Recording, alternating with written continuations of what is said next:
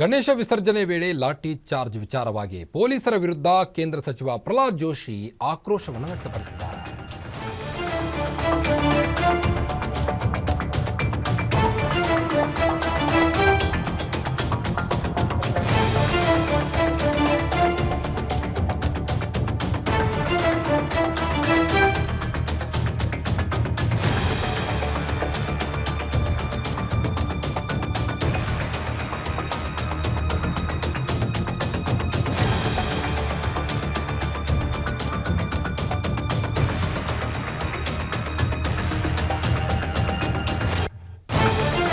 ಗಣಪತಿ ವಿಸರ್ಜನೆ ವೇಳೆ ಲಾಠಿ ಚಾರ್ಜ್ ವಿಚಾರವಾಗಿ ಪ್ರಹ್ಲಾದ್ ಜೋಶಿ ಅವರು ಫುಲ್ ಆಕ್ರೋಶವನ್ನು ವ್ಯಕ್ತಪಡಿಸ್ತಾ ಇದ್ದಾರೆ. ಈಗ ಪೊಲೀಸರ ವಿರುದ್ಧ ಕೇಂದ್ರ ಸಚಿವ ಪ್ರಹ್ಲಾದ್ ಜೋಶಿ ಆಕ್ರೋಶವನ್ನು ವ್ಯಕ್ತಪಡಿಸಿರುವಂಥದ್ದು.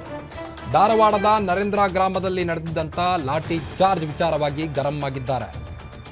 ಧಾರವಾಡ ಗ್ರಾಮೀಣ ಇನ್ಸ್ಪೆಕ್ಟರ್ ಅಮಾನತು ಮಾಡಲು ಆಗ್ರಹಿಸಿದ್ದಾರೆ. ಈಗ ಪ್ರಹ್ಲಾದ್ ಜೋಶಿ ಅವರು ಯಾರನ್ನ ಕೇಳಿ ನೀವು ಲಾಠಿ ಚಾರ್ಜ್ ಮಾಡಿದ್ರಿ ಆ ಒಂದು ಜಾಗದಲ್ಲಿ ಅಂತ ರೋಷಾವೇಶವಾಗಿ ಮಾತನಾಡಿದ್ದಾರೆ. ನರೇಂದ್ರ ಗ್ರಾಮದಲ್ಲಿ ಸ್ಪೀಚ್ ವೇಳೆ ಇನ್ಸ್ಪೆಕ್ಟರ್ ವಿರುದ್ಧ ಸಿಟ್ಟಿಗೆದ್ದಿದ್ದಾರೆ.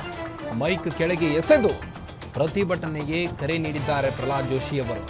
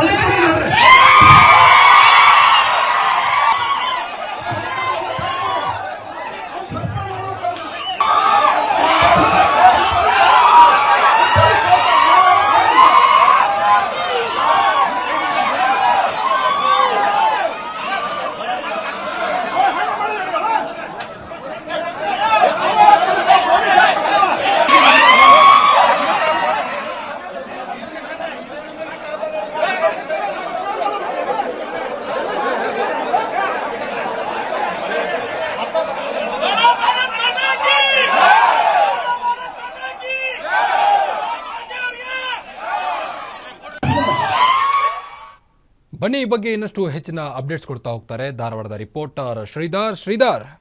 ಗಣೇಶ ವಿಸರ್ಜನೆ ವೇಳೆ ಲಾಠಿ ವಿಚಾರವಾಗಿ ಈಗಾಗಲೇ ಸಾಕಷ್ಟು ಆಕ್ರೋಶವನ್ನು ವ್ಯಕ್ತಪಡಿಸ್ತಾ ಇದ್ದಾರೆ ಪ್ರಹ್ಲಾದ್ ಜೋಶಿ ಅವರು. ಏನಿದೆ ಹೆಚ್ಚಿನ ಅಪ್ಡೇಟ್ಸ್ ಅಂತ?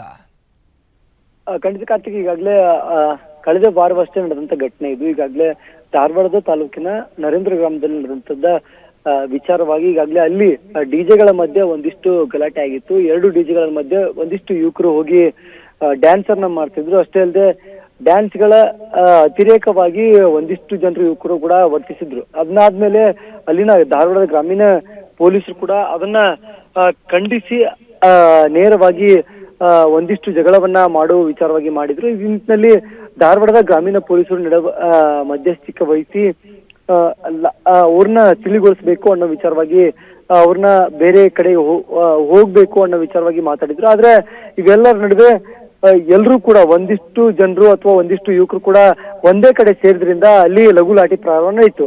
ಅದಾದ್ಮೇಲೆ ಅದಾದ್ಮೇಲೆ ಜನರು ಕೂಡ ಬೇರೆ ಬೇರೆ ಚದುರಿದ ಮೇಲೆ ಪೊಲೀಸರ ವಿರುದ್ಧವಾಗಿ ಪ್ರತಿಭಟನೆಯನ್ನು ಮಾಡಿದ್ರು. ಮಾಜಿ ಶಾಸಕರಾಗಿರುವಂತಹ ಅಮೃತ್ ದೇಸಾಯಿ ಕೂಡ ಪ್ರತಿಭಟನೆಯನ್ನು ಮಾಡಿದ್ರು. ಅದು ಈಗ ಸದ್ಯ ಇವೆಲ್ಲವೂ ಕೂಡ ನಡೆದ ಮೇಲೆ ಈಗ ಕೇಂದ್ರ ಸಚಿವರಾದಂತ ಓಕೆ, ಸಂಪರ್ಕ ಕಡಿತಗೊಂಡಿದೆ. ಮತ್ತೆ ಸಿಗೋಣ. ಓಕೆ.